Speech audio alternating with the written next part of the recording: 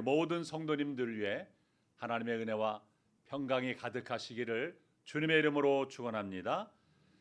여러분, 사람은 무엇인가를 끊임없이 갈망하며 살아가는 존재입니다.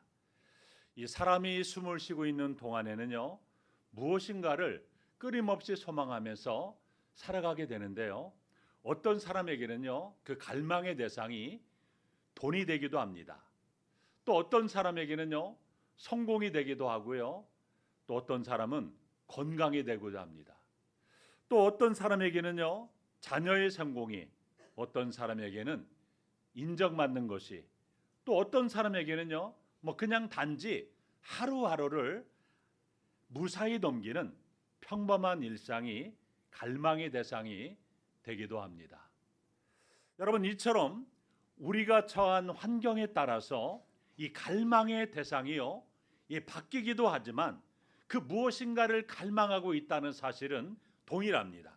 그런데 이 무엇인가를 갈망하고 살아가면서도 구체적으로 자신이 무엇을 바라는지 알지 못한 채 막연하게 다른 사람이 갈망하는 것을 쫓아가는 그러한 경우도 있습니다.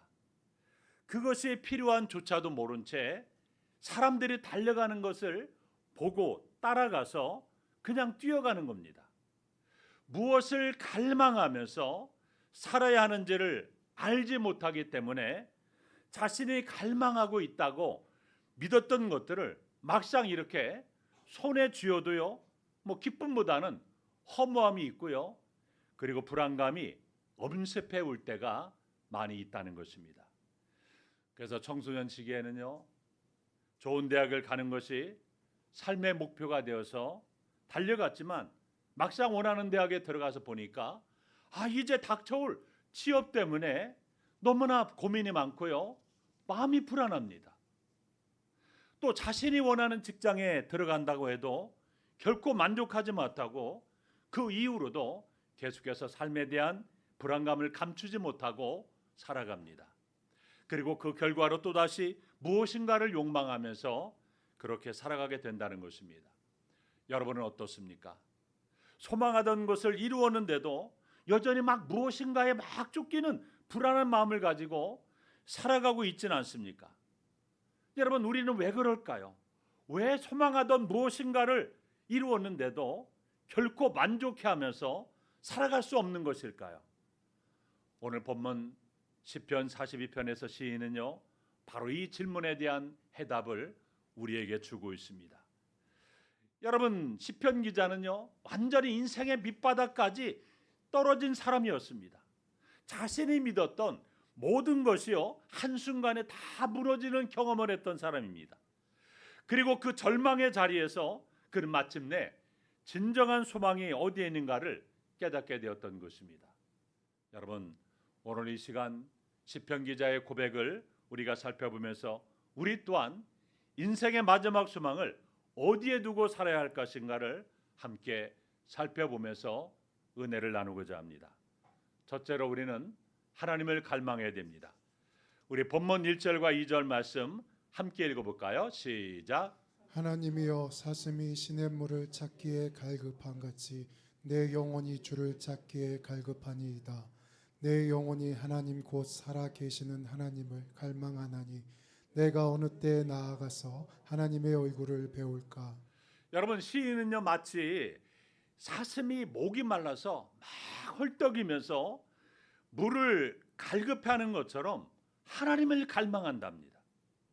여러분, 사슴이 목이 마르다고 해서요, 사슴은요 아무 물이나 마시지 않습니다. 사슴은요 살아 흐르는 시냇물, 생명력이 있는 물을 마십니다. 시인이 표현하고자 하는 갈망은요, 이 단순한 목마름이 아니에요. 생존을 위한 절박한 몸부림입니다. 물이 없이는 사슴이 살 수 없는 것처럼 시인은요, 하나님이 없이는 자신이 살 수 없다라고 고백하고 있는 것입니다. 여러분, 도대체 왜 시인은요 하나님을 이렇게도 갈망하는 것일까요? 본문 3절과 4절을 보면 그 이유를 알 수가 있습니다. 함께 읽어보겠습니다. 시작. 사람들이 종일 내게 하는 말이 내 하나님이 어디 있느뇨 하오니 내 눈물이 주야로 내 음식이 되었도다. 내가 전에 성의를 지키는 무리와 동행하여 기쁨과 감사의 소리를 내며 그들을 하나님의 집으로 인도하였더니 이제 이 일을 기억하고 내 마음이 상하는도다. 여러분, 시인이 하나님을 갈망했던 이유는요, 자신이 지금까지 믿고 있던 주변의 모든 사람들, 심지어 자신과 함께 하나님의 집에서 감사의 노래를 부르고 축제의 함성을 질렀던 사람들이 고통 가운데 있는 자신을 향해서 뭐라고 말합니까? 너의 하나님이 어디 있느냐? 이렇게 비웃고 조롱하는 상황과 마주쳤기 때문입니다. 자신을 지지해주고 믿어주었던 사람들이요, 이제는 자신에게 돌아서서 오히려 자신을 향해서 공격하는 일이 벌어진 것입니다. 그래서 눈물이 쥐하로 음식이 되었다는 표현은요, 결코 과장이 아닙니다. 여러분, 밥을 먹어야 할 자리에 눈물이 대신 자리하고요, 밤에 잠들어야 할 시간에 눈물로 베개를 적시는 날이 계속되었던 것입니다.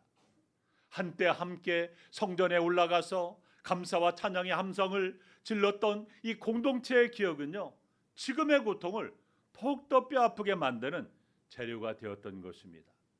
좋았던 시절의 추억이 오히려 지금의 상실을 더 선명하게 비추어 주었던 것입니다. 두 번째로, 왜 내 영혼아 스스로 소멸하고 하느냐, 이 말씀을 살펴봅니다.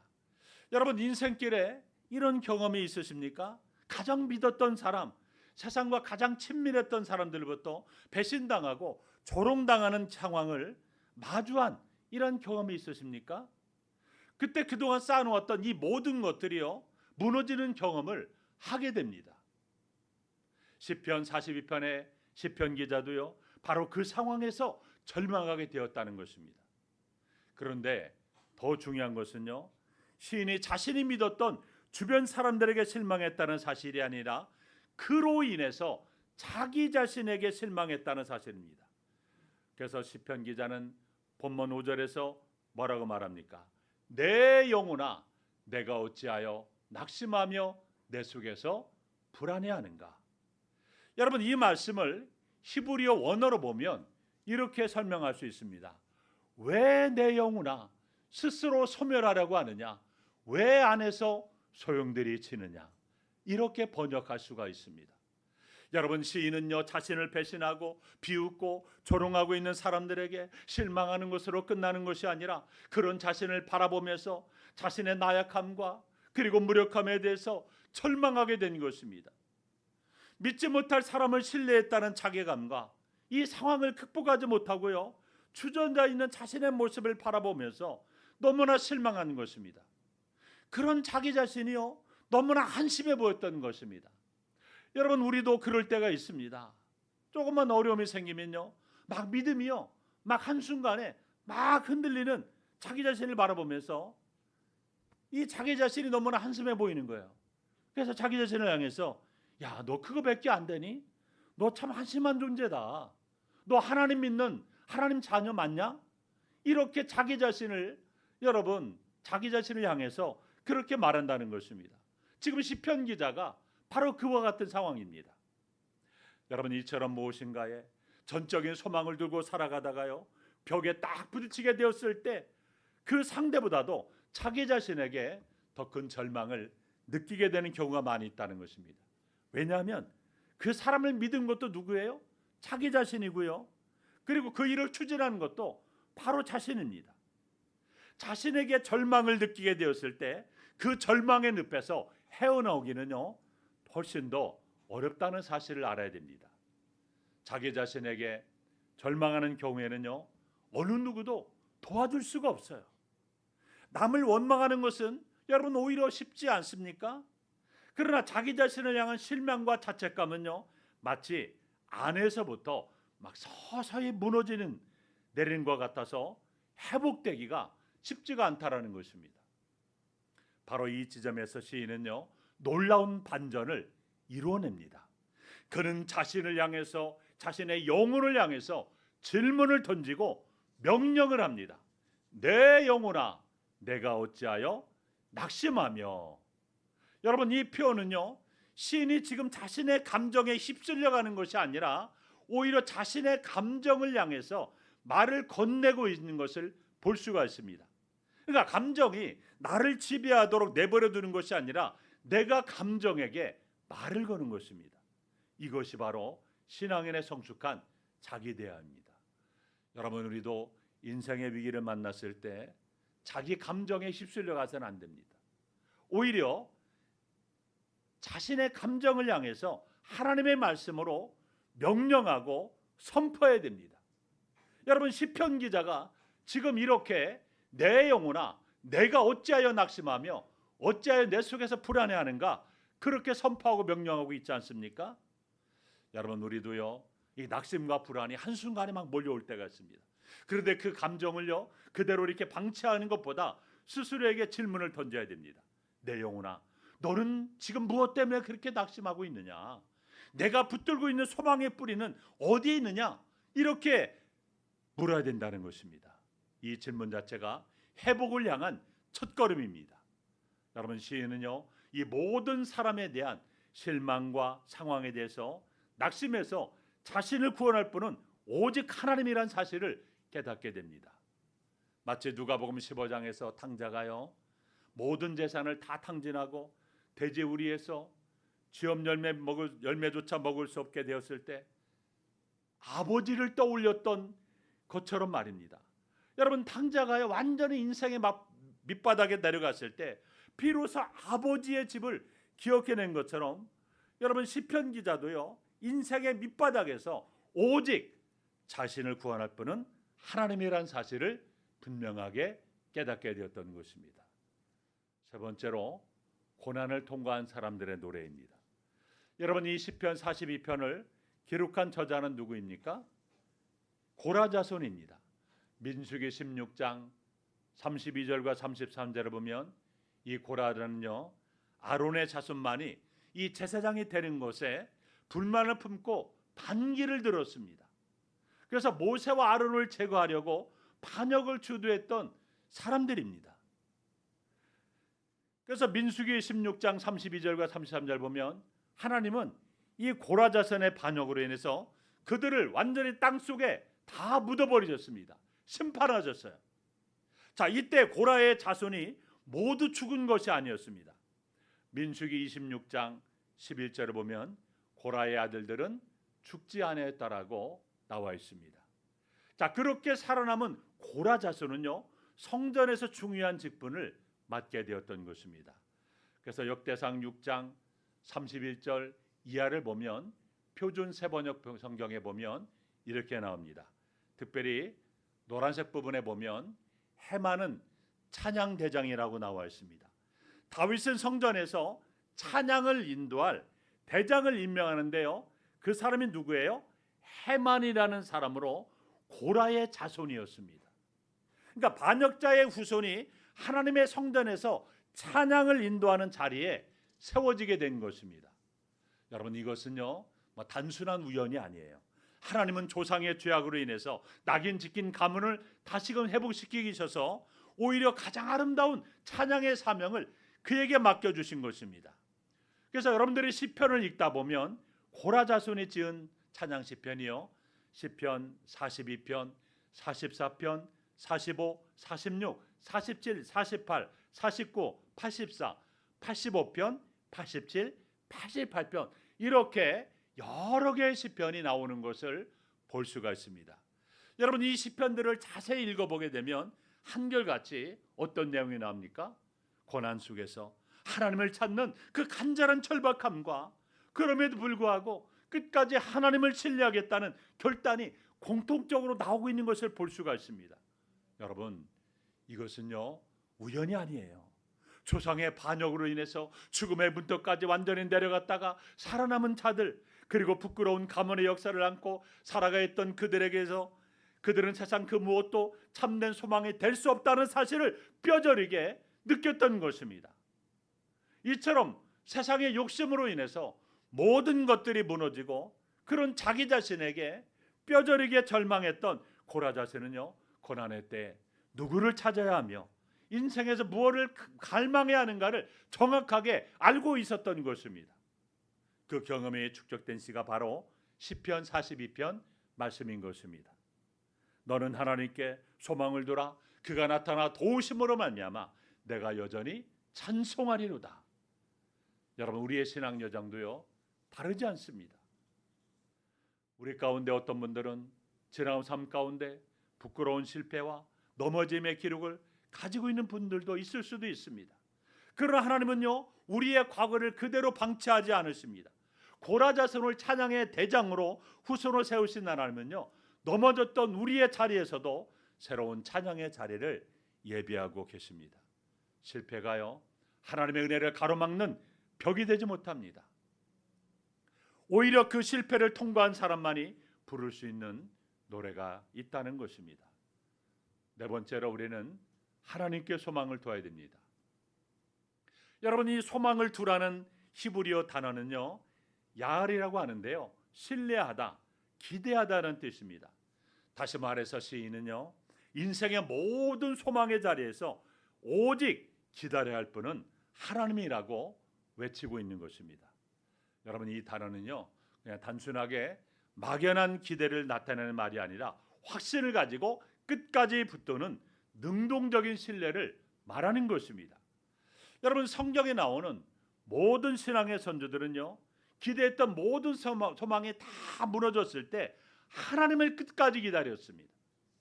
그리고 하나님은 그들에게 다시금 소망을 일으켜 세워주셨고요 결코 넘어지지 않은 길로 인도하셨던 것입니다.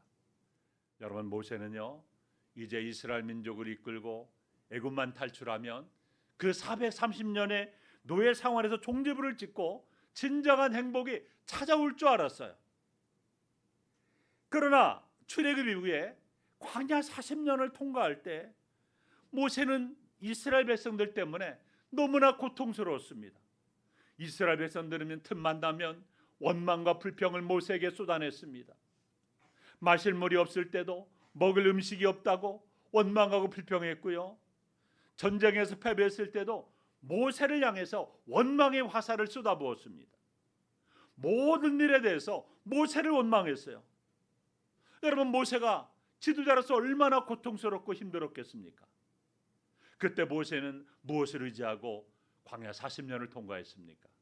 이 땅에서 믿었던 사람들로부터 배신당하고 낙심이 되었을 때 다시 일어나 인생길을 걸어갈 수 있던 것은요 유일한 소망은 하나님이었습니다.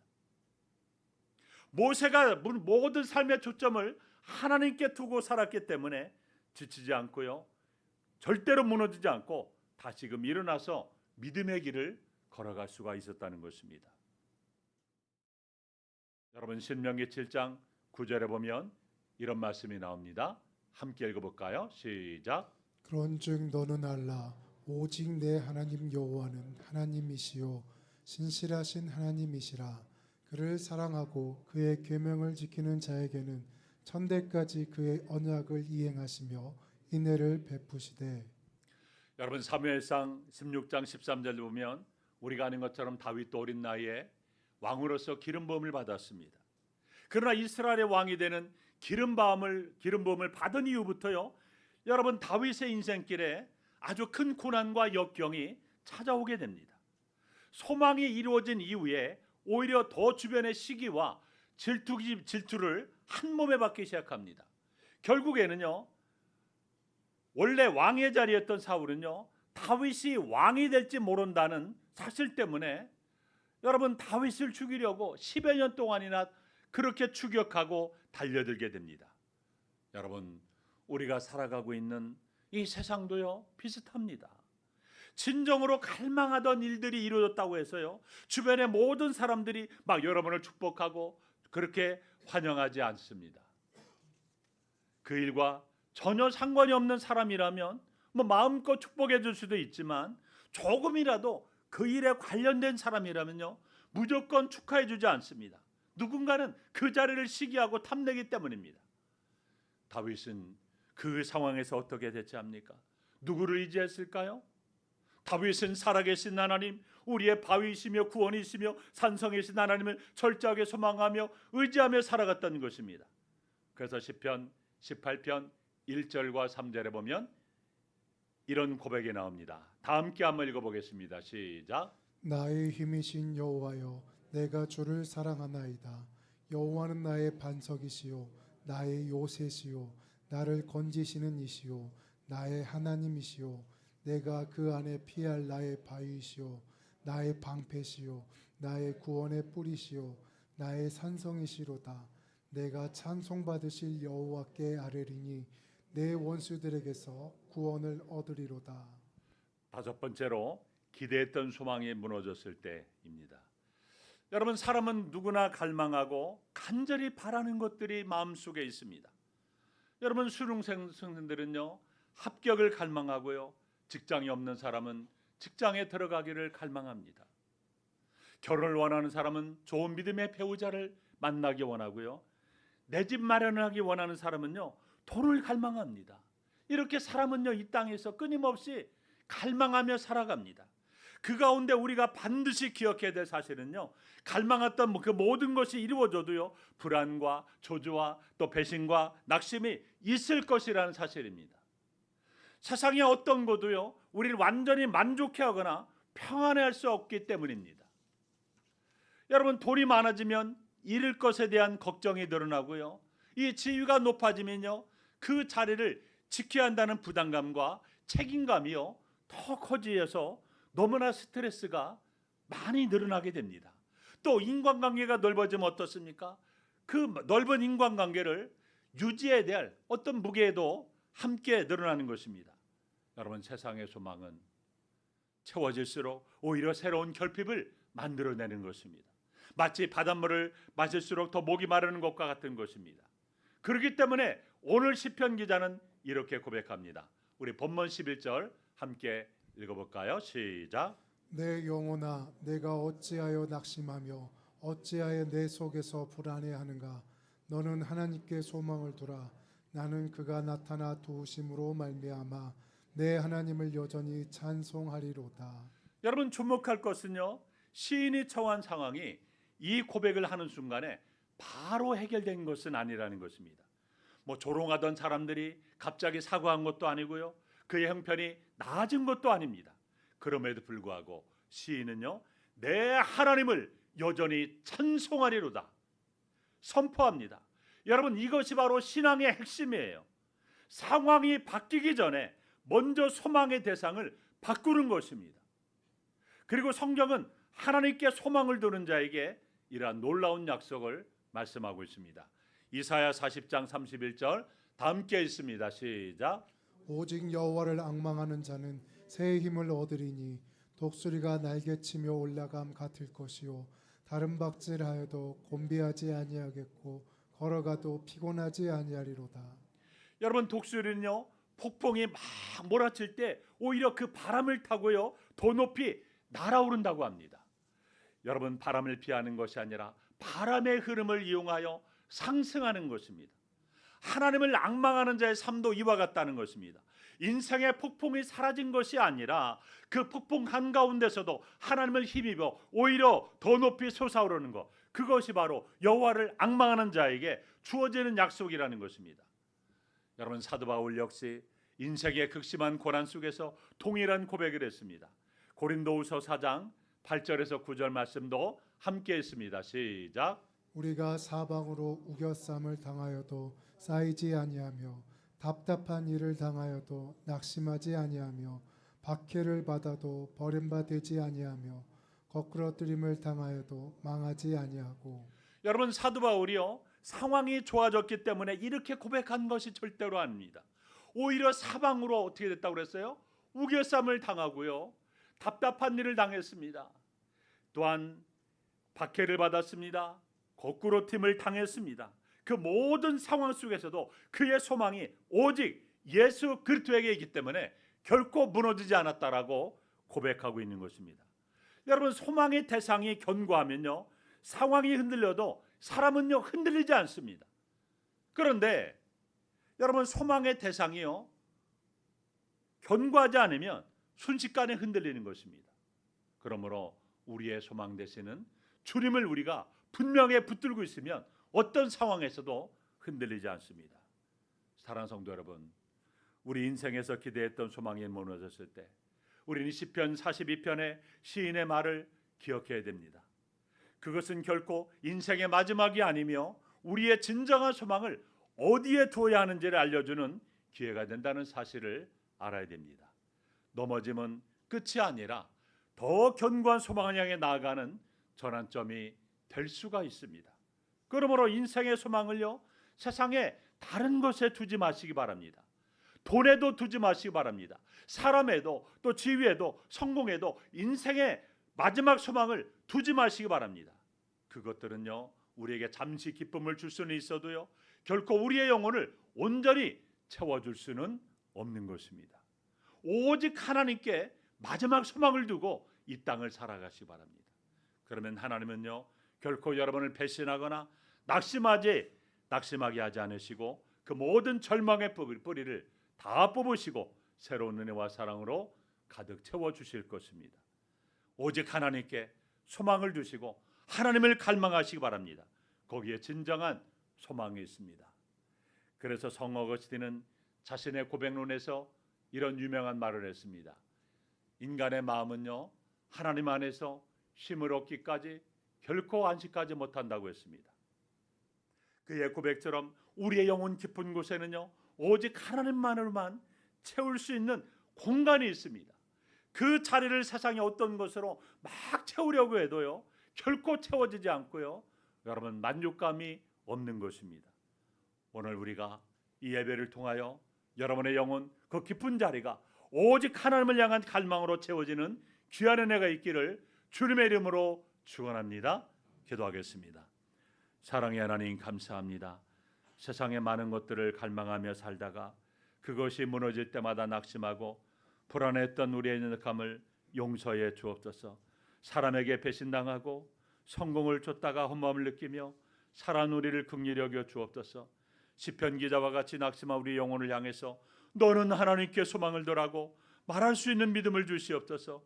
넘어짐과 실패의 자리에서도 새로운 찬양의 자리를 예비하시는 주님의 은혜를 신뢰하며 세상 그 무엇도 아닌 오직 살아계신 하나님만을 갈망하며 살아가게 도와주옵소서.